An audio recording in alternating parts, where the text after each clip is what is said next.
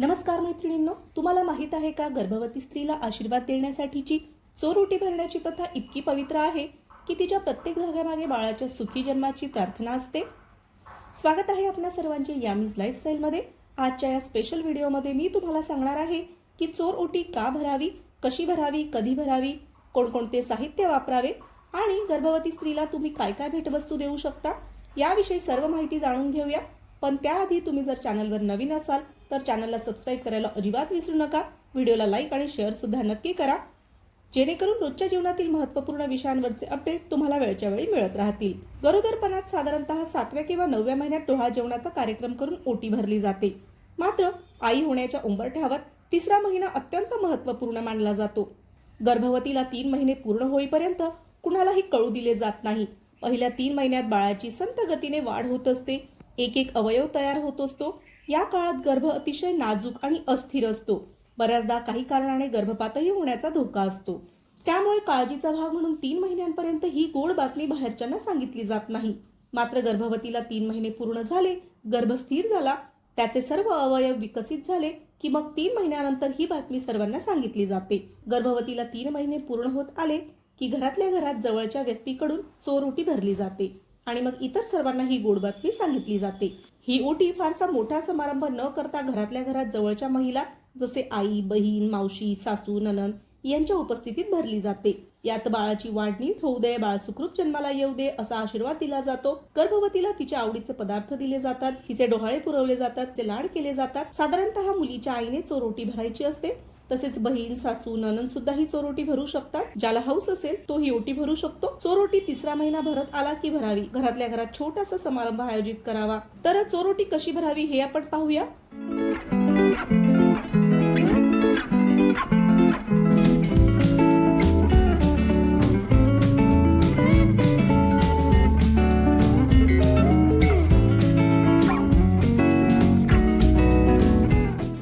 पूर्व दिशेला तोंड करून पाट अंथरून घ्यावा. पाटाभोवती छोटीशी रांगोळी घालावी, छोटीशी सजावट करून घ्यावी आणि गर्भवतीला पाटावर बसवावे.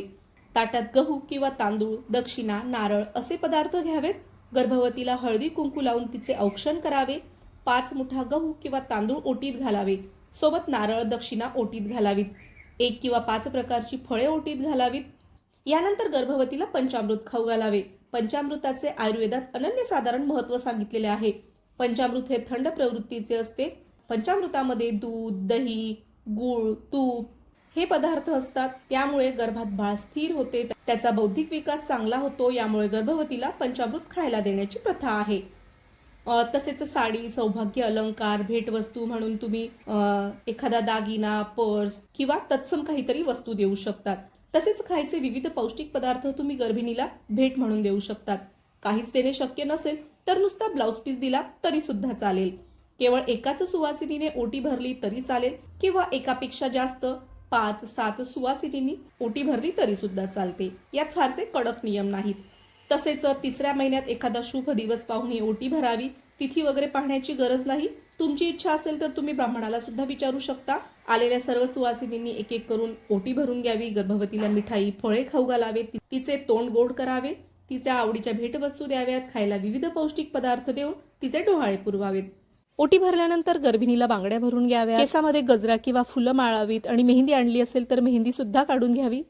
सोबतच होणाऱ्या बाबाचे सुद्धा औक्षण करून घ्यावे आणि जर काही भेटवस्तू आणली असेल तर ती द्यावी. 3रा महिना ते 9वा महिना यांदरम्यान गर्भवतीची ओटी भरली जात नाही. त्यामुळे 3 महिने पूर्ण होण्याच्या आधीच ही ओटी भरून घ्यावी. गर्भिणीला भेटवस्तू म्हणून तुम्ही विविध वाचनीय पुस्तके देऊ शकतात.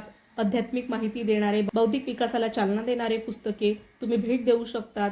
गर्भसंस्काराची पुस्तकं सुद्धा भेट देऊ शकतात. यानंतर सर्व उपस्थित मंडळीने गर्भिणीचे औक्षण करून घ्यावे. ती छान गोड पदार्थ खाऊ घालावे आणि सर्वांनी छान फोटो सुद्धा काढून घ्यावेत. गर्भवतीची दृष्ट सुद्धा काढून घ्यावी. तर अशा पद्धतीने अत्यंत साध्या सोप्या रीतीने छोटेखानी कार्यक्रम करून चोर ओटी भरली जाते. तर तुमच्या भागात सुद्धा अशाच पद्धतीने चोर ओटी भरतात किंवा आणखीन काही वेगळी पद्धत असेल तर मला कमेंट करून नक्की कळवा. आशा आहे तुम्हाला व्हिडिओ माहितीपूर्ण वाटला असेल. जर व्हिडिओ तुम्हाला आवडला असेल तर लाईक, शेअर, सबस्क्राईब करायला अजिबात विसरू नका. भेटूया पुढील व्हिडिओमध्ये नवनवीन माहितीसह. तोपर्यंत श्री स्वामी समर्थ. धन्यवाद.